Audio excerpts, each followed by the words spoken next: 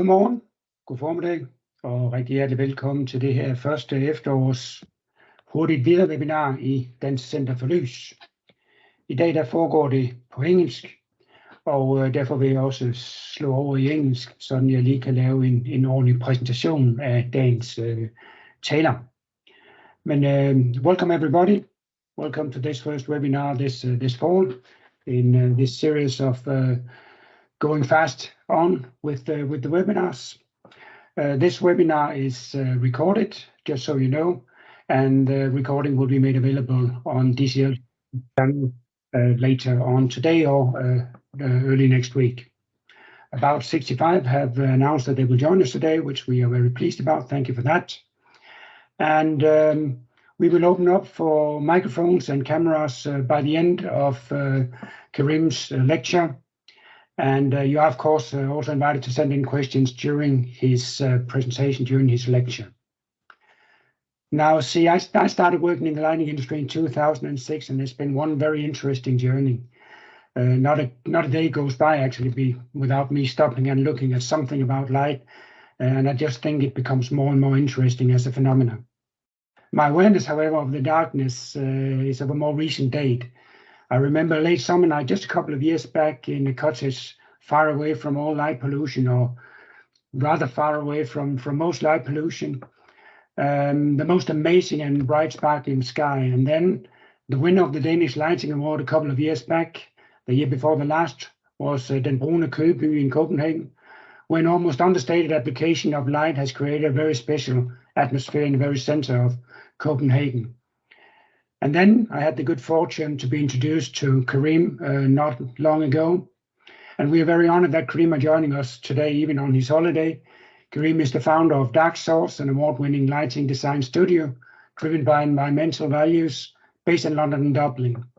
And following his graduation from Wismar University with a degree in architectural lighting design MA in 2010, Kerem has worked in the lighting industry for almost a decade before setting up Dark Source in 2019. He has been awarded with the title of Dark Sky Defender by the IDA for advocating the importance of darkness through design. Kerem has a vast experience in environmental lighting projects, which you can see much more on in this invitation for this webinar on Kerem's LinkedIn profile. So I hope you're there, Kerem. A warm welcome to you, and I will hereby invite you to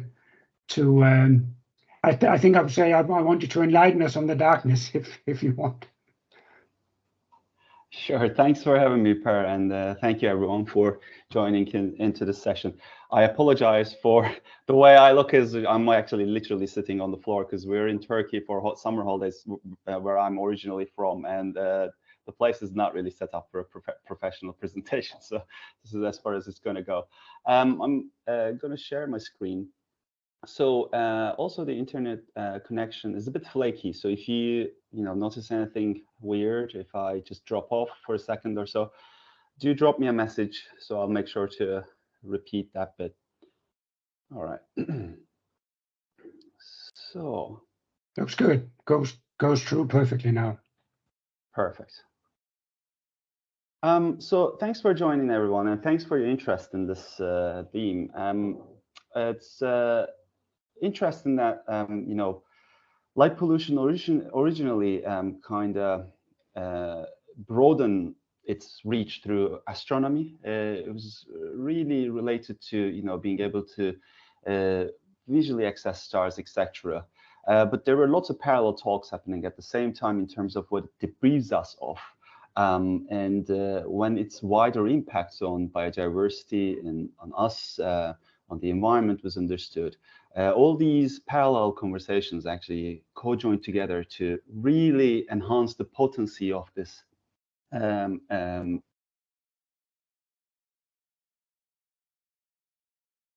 these things.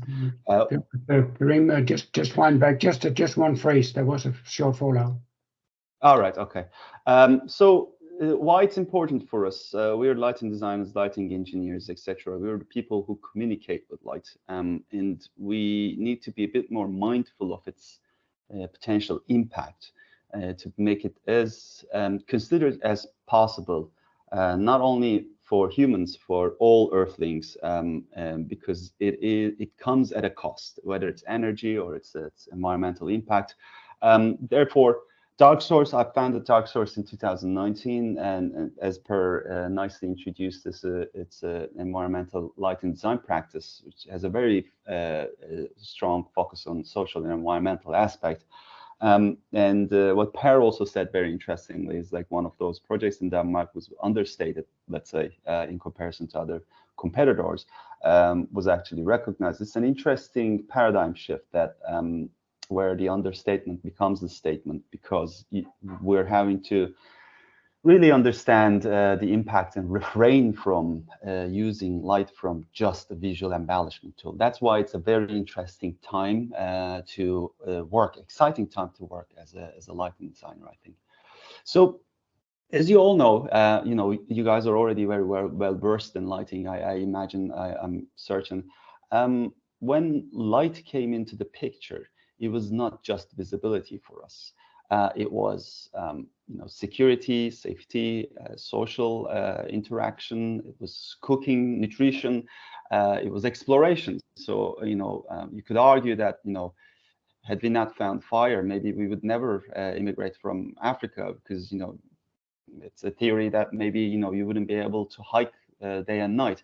You wouldn't be able to explore what's behind this hill or that other mountain, etc. So you're no longer kind of limited into the prescribed hours of the day, which has been an issue for a large chunk of our history. But when fire came into the picture, it changed everything for us. And light and visibility was an important part of it, but it was not just the pure quality that made fire important for us. Fast forward all this, time coming to the modern ages. Now we're understanding what we are losing. We're losing natural light at such a fast pace. At some areas, light pollution has increased by 400% in 20 years. It's such a short, limited time, and such an exponential growth. That's also heavily related to how light is a bit more accessible than it used to be, which is fantastic. But also this means how its applications and its utilized also has been a bit more, let's say, abundant. Therefore, it brings an important responsibility for us because it impacts on all of us. It erodes the perception of the night. It impacts on various species, and most importantly, it impacts on us. Since we found light, which was fantastic, that the day was accessible to us day and night, 24/7. But sometimes you wonder, maybe we've been a bit excessive in terms of how we've utilized light, and in terms of every screen that we're looking at are emanating, radiating light. Every area is we all, as working over individual projects, we're very much focused on how it's going to look, but often we don't really think about the overall, the big picture of how it will read in the grand scheme of things, which ends up being everybody slightly becoming brighter and brighter. So this competition has no end. Literally, the sky is the limit, as light pollution ends up creating the sky glow that doesn't allow us to see the stars, but the actual impact and the cost is much greater than that. Fast forward, going into the future, what really keeps me awake at night is really thinking about what will be the night look like and what purpose the light will serve in the future. And I think we should ask these philosophical questions to really challenge the status quo and where we're going. Because it's a bit of a dystopian future where light is utilized as just a visual communication tool, and where light has way more qualities to serve. If you go back all the way to the times that fire was found. And the other challenge is our visual system is sensitive to contrast rather than absolute lumens. So this means when everywhere all our neighborhoods get brighter as a whole, we don't tend to recognize it as much. We get our visual system is designed to adjust to it very quickly, because if it's a uniform jump, we can't really notice the difference as much. Where if it was actually a bit more staggered, we'd be able to notice, oh, this part is a bit brighter, etc. But that's the problem with light pollution. It's just happening in a very homogeneous bump, if you will. So look, I'm gonna give the textbook definition. I'm sure some of you guys already well aware of this, but the textbook definition of light pollution is caused by light going outwards, whether it's bouncing from the horizontal plane or going straight up, ending up meeting with particles in the air, which is water droplets, it could be humidity, or it could be pollution, dust. And as you know, light is not visible until it hits the surface, and that manifests itself with something we call sky glow, which does not allow us to see the stars.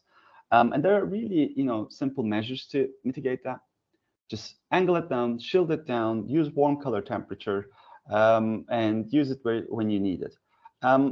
Why warm color temperature? Because that's due to something called Rayleigh scattering effect, that the atmosphere, because of its constituents, it tends to like being blue, and it actually favors short wavelengths. And so this means the impact of the blue travels further, scatters further in the atmosphere, but warm color light does not really necessarily adhere to that.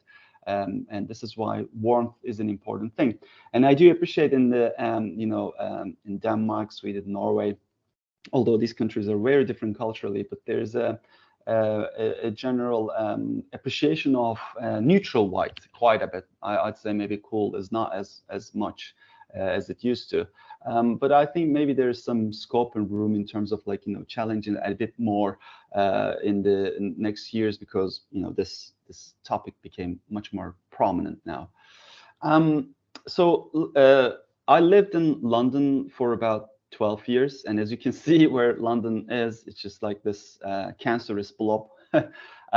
It is very difficult. So the majority of my work was outside London, although I was living in London, and you can see why.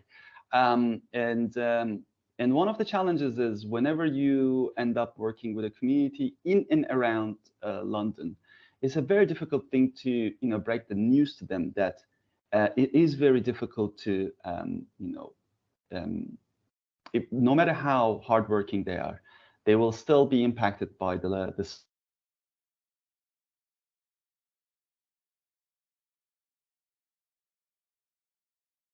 You froze up a bit there, Kerem. Let's see if we get. Okay.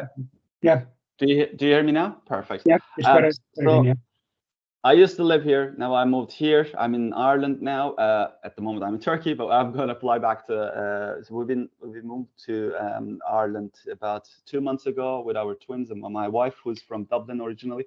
So we're just south of Dublin, and you can see when you look at this map, what it tells you is, I encourage you guys to also look at Denmark's light pollution map. Is you clearly see where the impacted areas are, and they'll be most likely be populated cities and towns. And then you will see also the treasures that need to be protected. As you can see, north of the UK is like great dark skies, and actually Ireland, west coast is pretty good, but you can't see it very much in this image. But you can see Wales is like incredibly doing well. I work quite a bit in Wales because they're very much switched on about protecting dark skies. Maybe I should say switched off about protecting dark skies. So here's a project example. This is Plastibrennan in North Wales, Snowdonia. And it's had a very lovely, outdoor setting. It's a great daytime experience. But for some reason, it never communicated to its nighttime situation, because all the lighting was ad hoc added in different times and around different years, never really had a holistic approach in terms of how the light should look or feel. So there are lots of bulkheads and glowing lights, as we call, and that basically means light is going in every direction. There are massive, really powerful metal halide projectors, etc. And what we've done is really try to bring a visual experience that is not only environmentally friendly, but also creates an exciting and inviting place for people to be out and about. The project went to win several awards, which we were delighted about.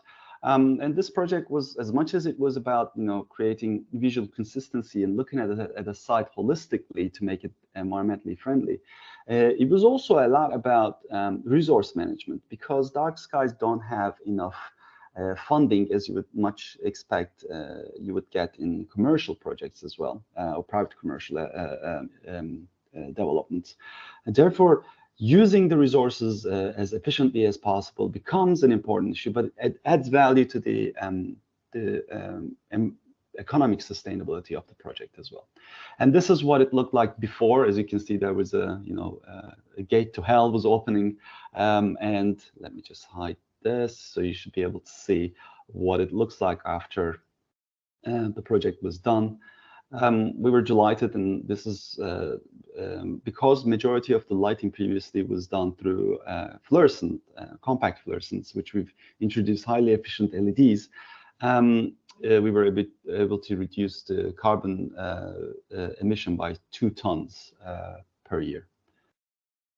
This is another project. It's a pristine dark sky project. Sometimes whenever we call something a master plan, there's the expectation for it to be very big, but very also articulated and high finesse, and there are lots of lighting, etc. This is a really beautiful small town in mid Wales and Powys, and we've been lucky enough to work with the Pristine and Norton Town Council and Powys County Council. This project speaks a lot about what you could do with limited layers of lighting, which usually lighting engineers do. And I have a lot of appreciation for lighting engineering as well, where lighting designers tend to work with multiple layers. Engineers have to work with reality, and there's a lot of responsibility in terms of configuring street lighting. And really, in this case, the project and this particular project, the street lighting was the biggest enemy, because we didn't have enough private lighting. So this is also about how we approach this project. It was very different, rather than going with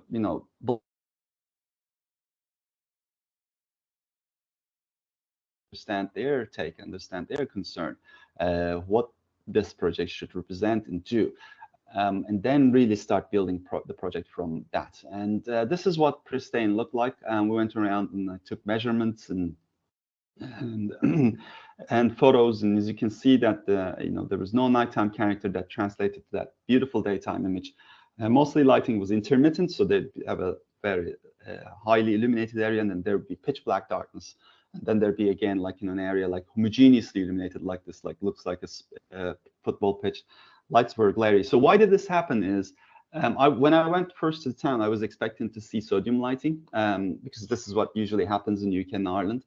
But to my surprise, they've had their LED transition about 15 years ago.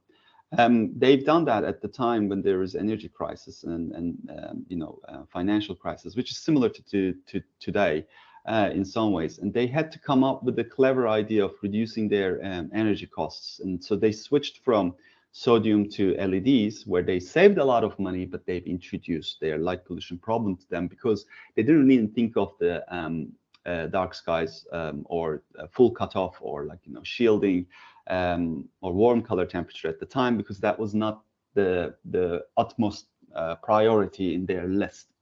As a part of this, they also experimented with switching some streets off, which created the precedent we needed. Sometimes when you're negotiating with the authorities, I don't really know how Denmark works. I do know that in Denmark, the standards are very, facts that everybody needs to adhere to.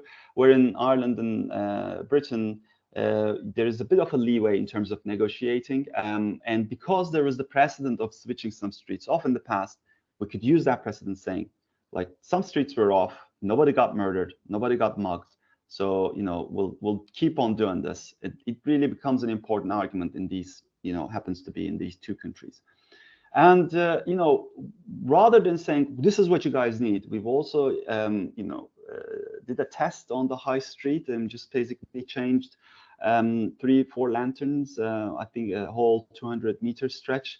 That's also the spacing of these columns were ridiculous. Their height was ridiculous. But we were having to work with what we have because we had limited funds. And we purely focused on how to improve the street lighting, and we just basically left the test for the people to digest for months. This allowed them to warm up to the idea and see the comparison, and then come back to us about 2-3 months later, and unanimously people decided to opt for warm color temperature lights, which is a fantastic outcome. These are some photos. Some streets completely turn off at midnight, some dim by 50%. As you can see, there's some of these streets that are at at late night, they dim down quite a bit. And we didn't have any complaints, we didn't have any issues. We're just now preparing our application to submit for International Dark Sky Community, which is under the program by IDA.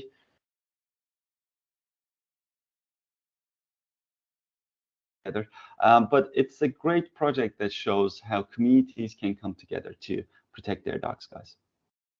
And here's also like a before and after, kind of showing you how the improvement was. In terms of the intensity, yes, we've mitigated quite a bit. Glare can still be an issue at parts, but again, the dimming helps quite a bit. And this shows you the before and after. You can clearly see how the blue content was reduced. So this was 2200 Kelvin. And you can also see the flicker was reduced significantly, which we didn't know we had a flicker problem beforehand. And what's also important to see that the color rendering index was pretty much kept at 70. And we're also understanding high color rendering index in outdoor areas also impact on a lot of invertebrates and insects. And therefore, it is important to actually not go for very high CRI in outdoor situations as well. So it is possible to completely eliminate this blue spike. There are products out there, such as from Philips or Cree, and there are some special luminaires that really replicate the sodium warmth with minimal amount of UV content. In our case, we've developed this product with TRT manufacturer from Britain, and they were very helpful. So this was a product that was further customized, not purely developed for us. But this is what also the cost reality comes to think. We push the boundary as much as possible within the cost reality that we've been given, and therefore collaboration becomes very important. This is Newport in west coast of Ireland. It's a project very dear to me, and we're working with Mayo Dark Skies group and the community of Newport. It's a lovely little town in Mayo. Usually people know about Westport, which is the more prominent neighbor, and people here are actually very environmentally savvy, and they want to create a dark sky community. As part of this project, they identified 2 landmark architectures to be improved, and those are the St. Patrick's Church up on a hill, and then the Seven Dials Viaduct. So this is what the town is like, was like, because the church part is done. But you can see that the church was floodlit, so you could see it from everywhere. Yeah, great, but the impact was fantastic. Also, we would want to mitigate the level of light pollution, because only a tiny bit of the surfaces were caught by light. The rest was just basically going up into the sky. And as you can see, the viaduct was lit in such a way that was excessive. The light sources were very glary, and and at some areas the glare was not really allowing you to see where you're going as well. And actually, there's little amount of light where they wanted to illuminate. So again, we've worked with the community because they were really hands-on. So we've done all the tests with them, trying to see what works and how it works before we actually develop things. Sometimes architecture doesn't like what you impose on them, so it actually gives us a bit more reality. And this is what this St. Patrick Church used to look like, and this is what it's like now. And there's a better image at a twilight situation where it clearly conveys before and after. This is a more recent one, because the St. Patrick's Church is now done. As you can see, that the emphasis level has also shifted from the vertical faces to horizontality. That actually allows people to explore the landscape and walk around the church. it kind of shifts the focus and concentration, has a bit more finesse in terms of picking up the architectural features. But most importantly, at midnight, it switches off. And when you look up, it actually, on a clear day, it's very difficult to get a clear night in Mayo because it's the rainiest part of Ireland. And coming from London,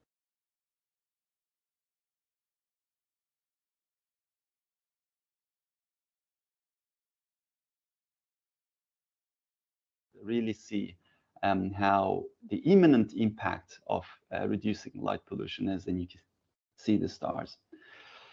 This is another thing that we're working with Cumbria Friends of the Lake District, and this is a planning guideline document that all new applications will need to adhere to. So in order to really battle with light pollution, we gotta also target planning because otherwise it's going to be a very difficult battle to win. Because in the UK and Ireland, the way it works is, you got private lighting, then you got planning that actually, awards whatever these developments, what sort of light they want to go for. They still need to apply for planning. There's the highways authorities that looks after the street lighting, etc. So there are actually there are three gears of this machine, and planning is a very, very critical one that actually really curbs down light pollution if you do it right. So we've been lucky with, as you've seen with north of England is very aware of their dark sky resources, and it becomes an easier conversation to be had where people are fantastic. Particularly Friends of the Lake District are like a great community or NGO to work with. And the idea is to make this information as easily as accessible as possible for not only lighting designers and engineers, because we know what light does, but also to electricians, architects, etc., who might not have a lighting designer on board. So it's very important to communicate these in the easiest way possible. And then we give some, development type examples to them about what would be a bad lighting and what would be a good lighting, to visualize this and communicate this as crystal clear as possible, and give them ideas about what opportunities might be there to take. So on top of that, we also do some artistic projects to raise awareness about light pollution in urban context as well. Like I've been in London for such a long time. I had a love and hate relationship with London for a long while, as you can imagine. But now I miss London, that I've left it. And this was a project that we've done. Once I realized, I was working on a project with solar panels that, once I realized the light pollution is so immense in central London that it can actually charge solar panels, we decided to do something about this. By the way, at this point, can you just confirm if you guys can still hear me fine just before I hit play? You go through fine now, yeah, thank you. Perfect. I'll just play this as 2 minutes video. Hope it plays fine.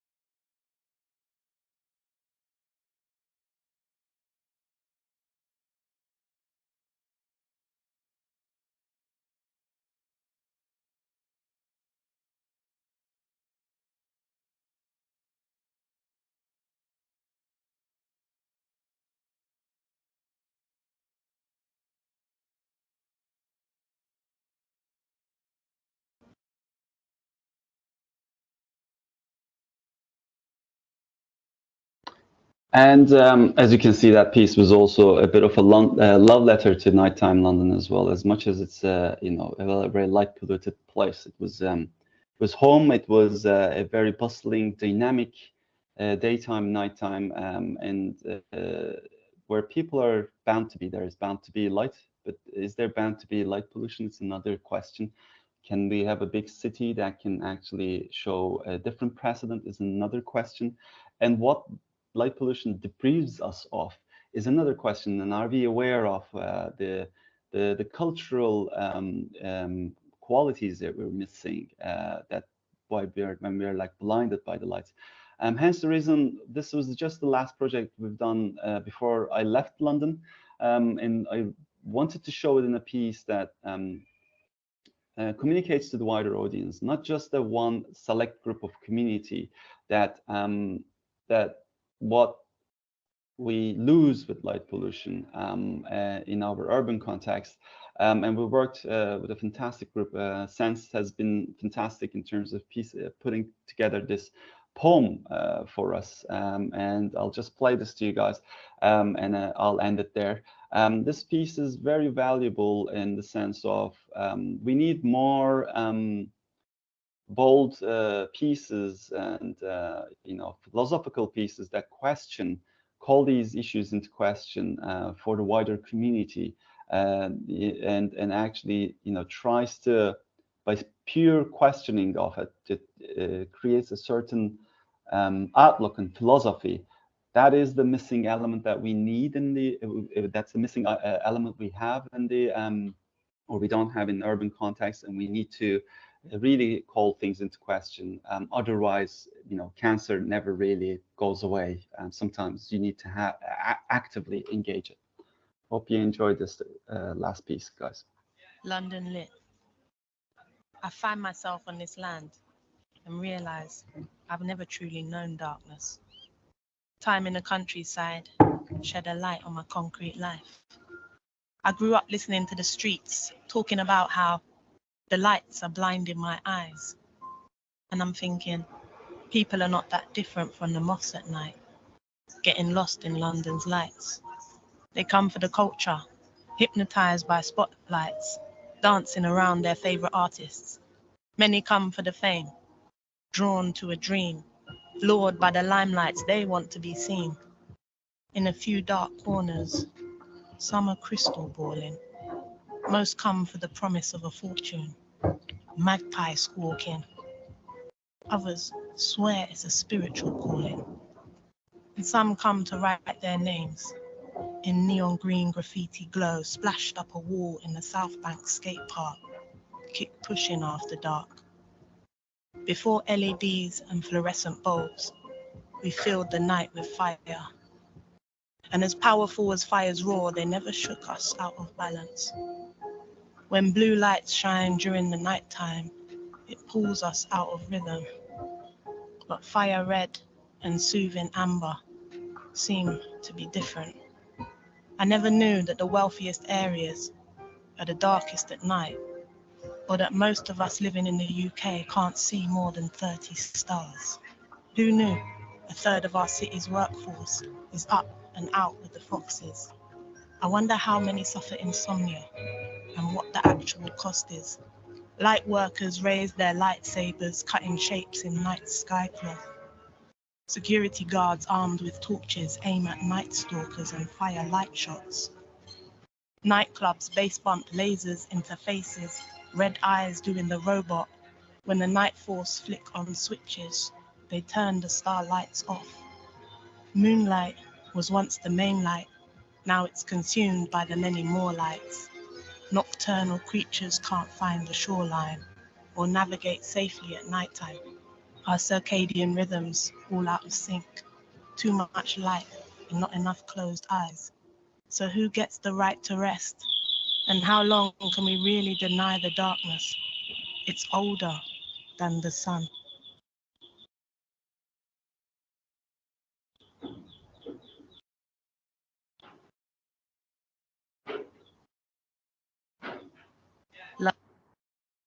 Well, thank you very much. And I'll be happy to answer questions if you guys have any. Thank you. Thank you very much, Kerem. Lots to think about. I have a few questions myself, but that's not so important. I will just open up for mics and cameras, and then please, the audience, by show of hand, if you have any questions, please let's share them. Just a moment. See if I can find this. I should have been prepared for this. So everybody should be able to be on board now and to speak up and to ask a question. Sometimes people just need to get started. I wonder, Kerem, how much do diversity fill in the debate? Is that equally balanced with the concern for humans and that we can see the sky, or how much can you just touch on that? Yeah, not as much as it should. You're right. It's the biggest important aspect of it. The insect decline is heavily related to a pollinator decline is heavily related to light pollution and impact on biodiversity. And I think it is now definitely gaining more attention, and it's spoken about way more now, as it should. But as you would appreciate, the whole light pollution or anti-light pollution movements really started through amateur and professional astronomy, and which we're very grateful about, because they've really started, paving the roads towards something bigger there, and that allowed these smaller groups, such as biodiversity, appeared like a small group. It's just because these conversations were never co-joined enough. But because now we have a focal point in addressing this light pollution issue, there are lots of other themes and groups are connecting into it, like increasing the area of knowledge and expertise. So we're also learning more about people who are hypersensitive to lights, and they're particularly susceptible to flicker, or some of them cannot come anywhere near lights. So there's a bigger group and there's bigger stakeholder group, which actually really increases the diversity of the conversation, which is fantastic. But there's also, it's tricky to really satisfy everybody's aspect when you're dealing with something that is an additive quality, because you're bringing light.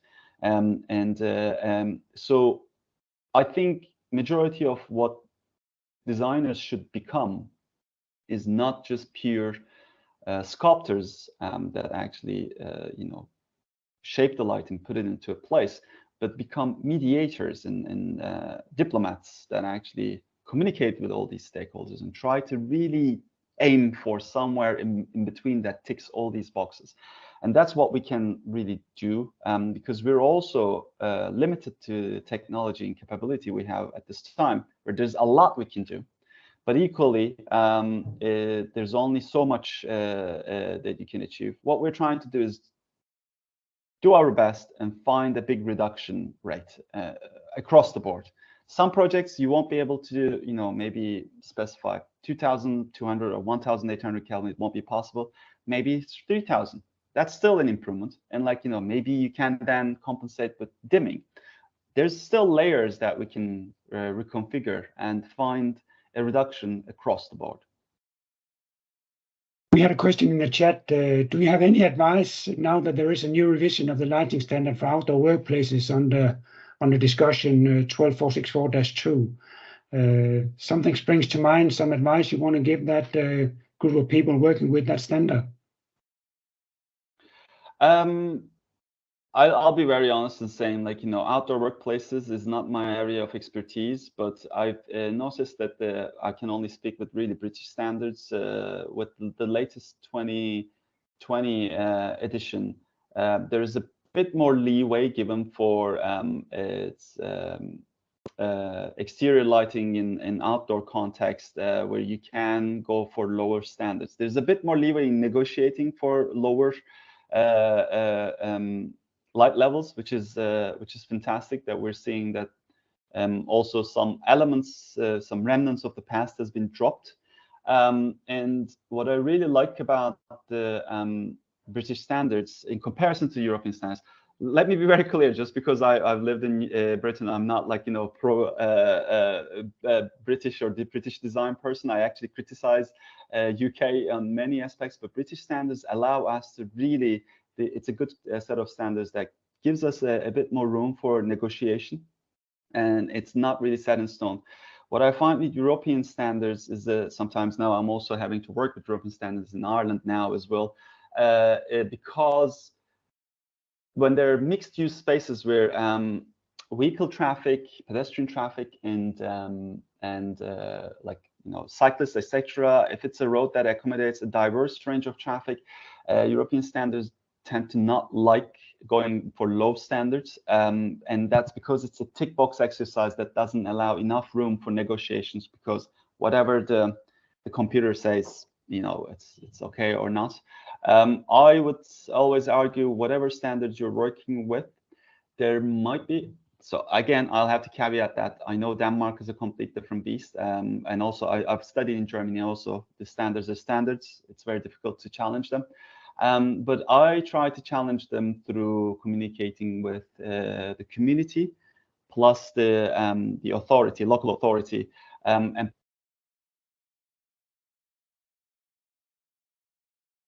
a great way to have three-way conversation to talk about precedents and find darker precedents to be able to really sell or come to terms with what you're trying to propose. Thank you. One more question in the chat. Could you elaborate a bit on why warm light is so much better than cold light, apart from that it's much more pleasant? I think it's a very good question. I mean, I can say for the objective reality is the Rayleigh scattering effect, as I explained, and the atmosphere and water droplets, or like, they favor short wavelengths, and they scatter short wavelengths further. And when we use warm color temperature, that doesn't adhere to the same law of physics, which is very important when we use longer wavelengths. So the warmer the light is, the better. If you actually go all the way to the red, sometimes you will see in bat or projects that have sensitive species around, red tends to have less of a confusing effect for a large majority of the pollinators. And we're actually very lucky in terms of whatever's biodiversity friendly happens to be astronomy friendly as well. It could have easily not be the case. So we know warm color temperature works for observing the night sky, plus also reducing the impact on biodiversity as well.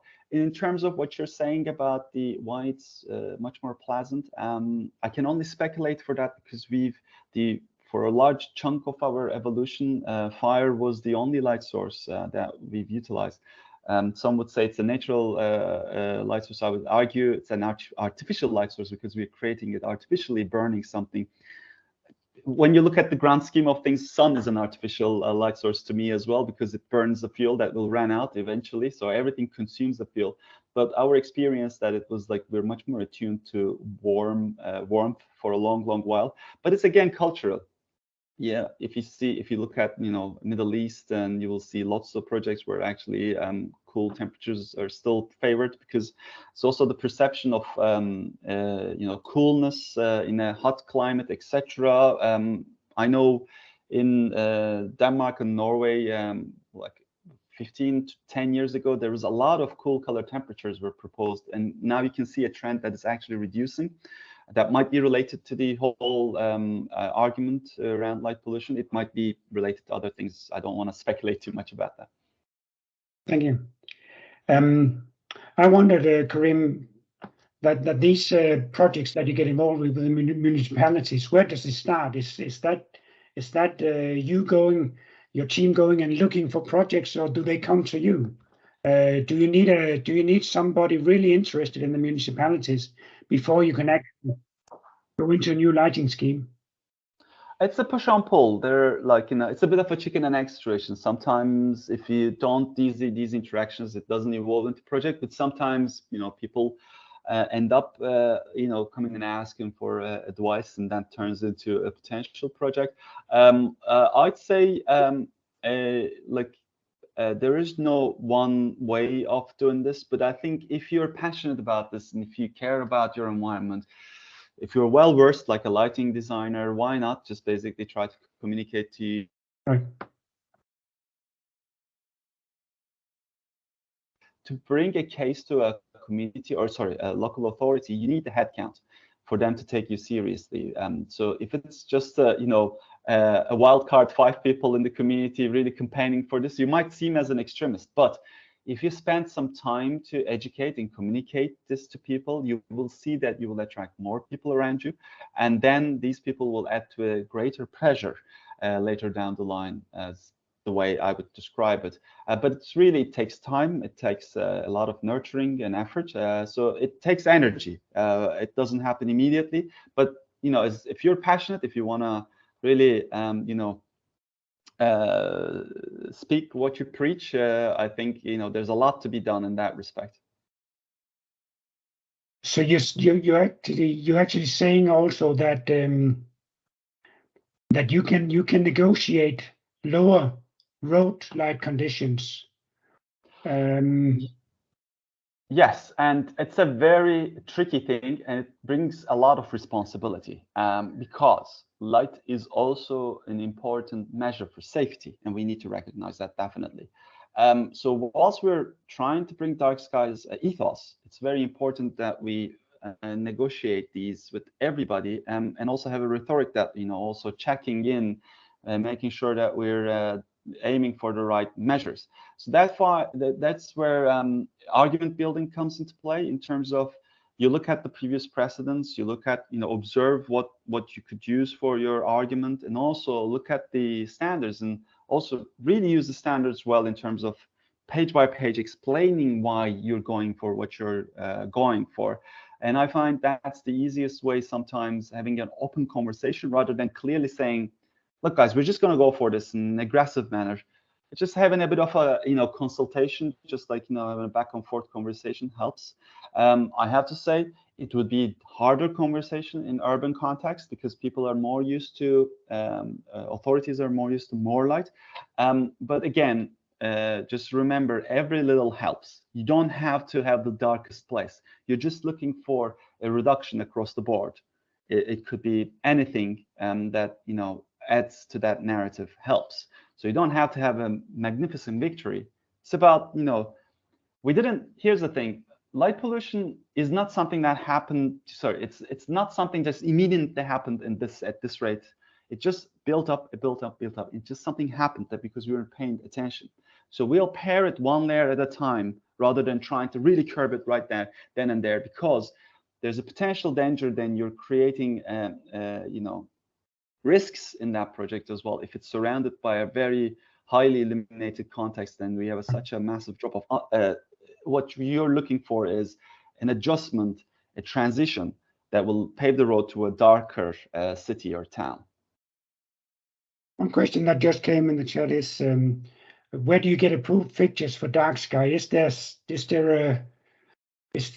kind of a standard for dark sky luminaires? So yeah, this is a question that I get a lot, and you know, one day I just somebody needs to, you know, sit me down and, like, you know, spend like some months to basically create a list.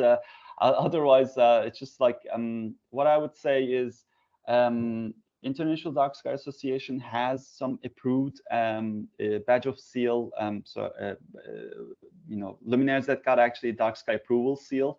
You can check them up on IDA's website. It used to be very American-centric. It's not anymore. There's a lot of European manufacturers in there as well.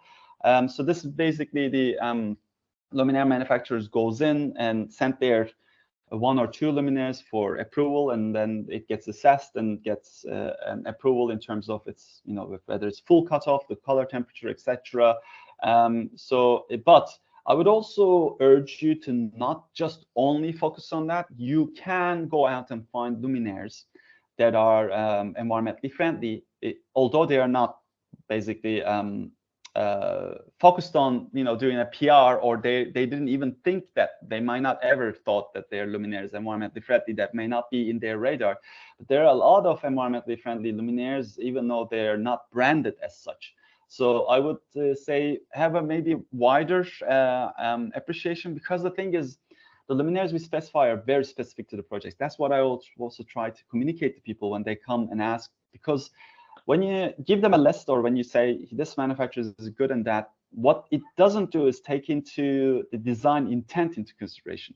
What I mean by that is it could be a very beautiful adjustable spotlight, but if the person that you suggested this luminaire angle it outwards, it can become a wall-mounted uplight. So that's why I refrain from saying this is the exact perfect luminaire. There are lots of luminaires out there. I would argue, I think every designer should need to develop their own vocabulary through their own contacts. Kerem, thank you very much. This is like when I bumped into you the first time. This is getting increasingly. It feels more and more in your conscious that this cannot be right. That you go around and you see all these areas, and it's just too light. And I remembered you said that more light is not necessarily better light, which I really picked up on, because that was used very much in that project in Copenhagen a couple of years back. That they looked at the kind of a Venice kind of approach to illuminate the vertical surfaces, and to let that warm light fill the room, so you could stand in a big square in the middle of Copenhagen and actually see the sky, which is pretty amazing. So that was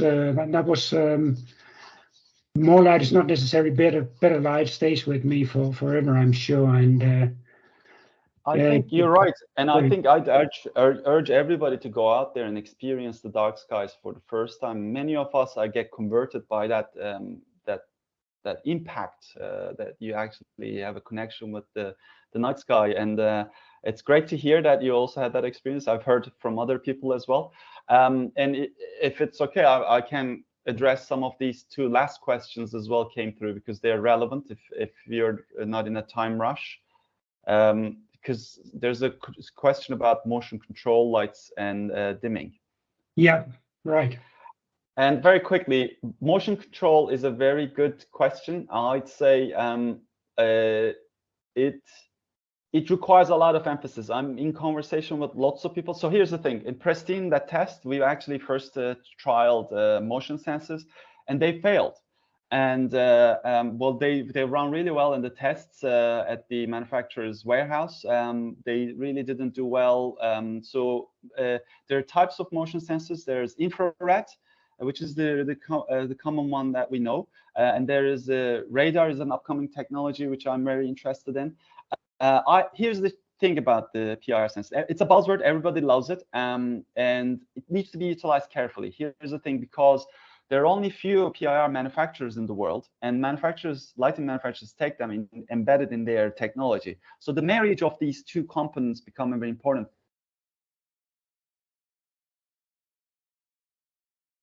Every single PIR light that you're going to specify first.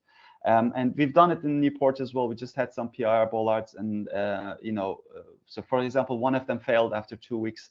That would have been a massive issue, because it's not reversible. So once a luminaire is with PIR, you cannot cancel PIR and go back to regular mains on and off version. Therefore, I suggest PIR is a very, very important aspect, which allows us to basically switch the lights off when there's no motion. These days, I'm veering towards remote PIR applications, where actually the PIR stands remote. This allows you to change the PIR if it fails, but you will have to experiment with your own PIRs to find which works for you.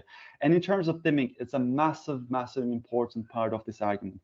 If you're not dimming the lights, we're not utilizing the greatest quality of LEDs. LEDs are a fantastic resource, but it can be terrible if you don't utilize them right, because they're much brighter and stronger than they used to be. Therefore, yes, you can utilize moisture or fog detectors if it's in a particularly foggy area. That's the beauty of sensors, remote sensors, is that you can implement any type of detection to your lighting technology. And with this, what the only implication comes into play is, I think, having a bigger budget helps. This means you can organize tests or afford higher quality equipment.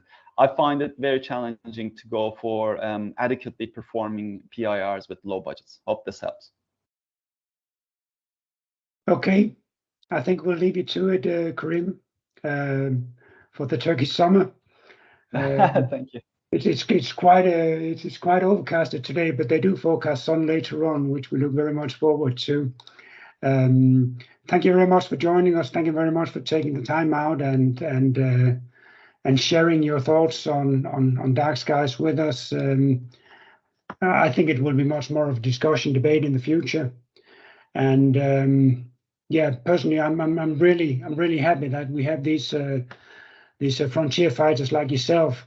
And one thing that interested me a lot about when I met you the first time and also now is that you don't seem radical in any way, because you have this very subtle approach that you need to take it down step by step, and you need to do it in an intelligent way, and not really scare people off by saying you need to do this and that and the other.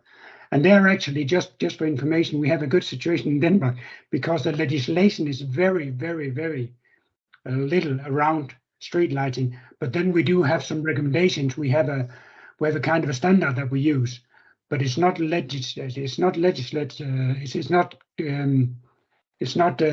by legislation per se.